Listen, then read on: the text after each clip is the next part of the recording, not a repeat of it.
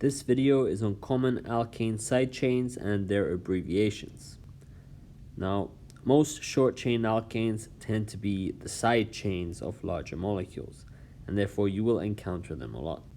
They are as follows: methyl, abbreviated ME, ethyl, abbreviated ET, propyl, abbreviated PR, isopropyl, abbreviated iPr, butyl, abbreviated BU, isobutyl, abbreviated IBU, sec-butyl, abbreviated sec-Bu, tert-butyl, abbreviated tBu or tert-bu, and finally, not an alkane, but you will encounter a lot, is phenyl, abbreviated PH.